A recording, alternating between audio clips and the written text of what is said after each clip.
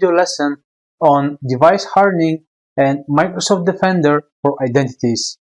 The agenda is very short. We'll start on a high level of device hardening. Since this is not a course on device hardening, we just want to outline the importance of doing this action.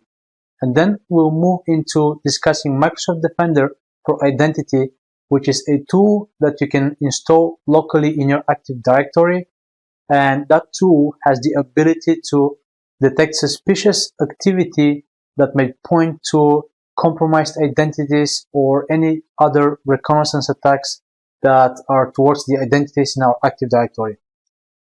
Now, device hardening is a very crucial action that we need to perform in our environment for all of the different concepts that we have discussed in this course to actually be operational and to provide the security that is required or that we expect from them to achieve.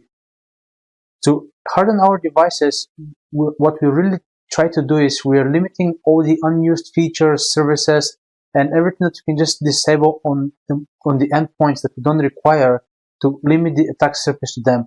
We're trying to really reduce what can execute, especially what is coming from the internet that can execute, so that our employees are not an easy target, so to speak.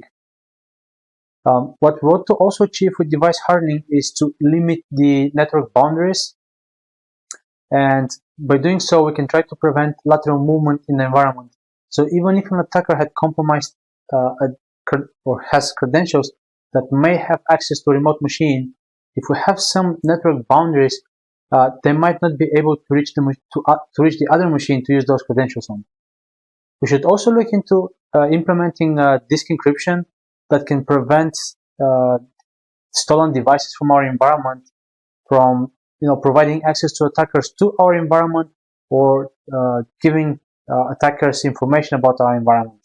Because if you have the physical device without disk encryption, it is trivial to log into that device as administrative privileges. So all the data which is local will most likely be compromised. And depending on what VPN solution you have towards your network, if you have one, of course, that login may allow an attacker to get into your network by stealing a device.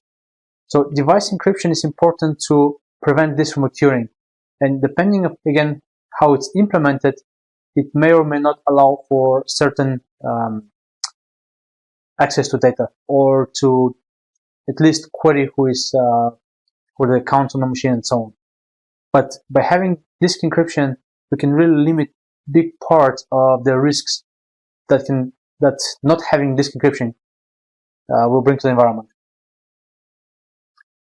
What we also want to do is to install or to implement and enforce application whitelisting, which will only allow software that we are aware of or that we want to allow execution of in our environment. And finally, we need to focus on logging, monitoring, and then alerting on suspicious activity.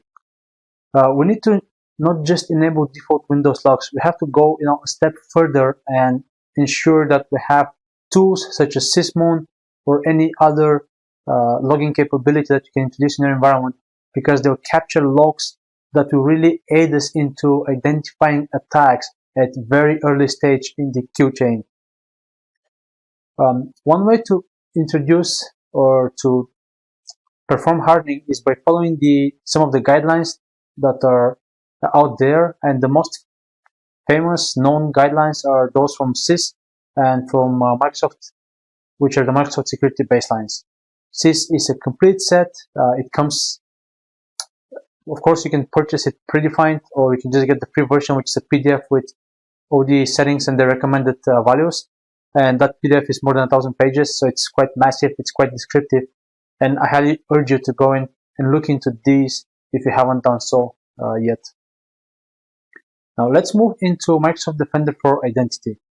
The tool is a cloud-based solution which attempts to identify any relation towards suspicious activity with privileged identities and is trying to detect threats towards them. It can identify reconnaissance in our environment, such as someone executing sharphound, which is trying to extract data about our Active Directory. It can also identify other threats in the environment because it's creating profiles for the users.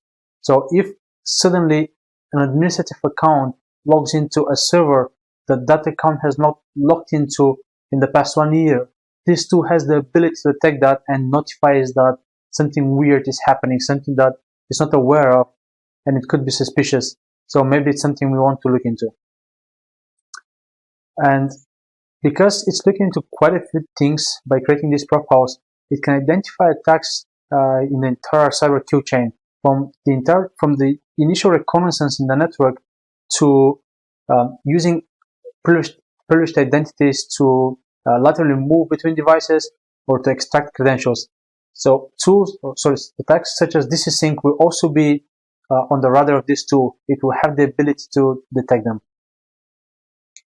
And the tool itself, it's a simple installation tool that you need to install locally on your environment. You can do it on a domain controller or on a separate server. And what it does is it will collect all the data and send it to Azure. So Azure is a central management for this tool where you can see all the alerts and everything configuration-wise for the tool itself. What I want to do is I want to go to Azure and I want to show you the different attacks that this tool can detect. I have now connected to Azure. To access this tool, you need to go to portal.atp.azure.com. And I have connected to the tool, and what you can see in here is where my sensor is installed. What you can see is that it's installed on a machine called DC01. What I want to do is I'll go into the exclusion list just to show you what exclusions you can do off, and that will also list the different attacks that this tool can detect. So if you look into here, we'll see that it can detect overpass the hash, NTLM authentication tampering. It can detect the DirectorySync attacks. It can record or can also detect some type of reconnaissance in the environment, remote code execution over DNS, and a large number of different attacks, as well as golden tickets. And these are the attacks that we're discussing also in the beginning of the course. So having this tool in the network will be really beneficial just to listen and try to see if it can correlate anything that is suspicious that points to any of our privileged accounts being compromised.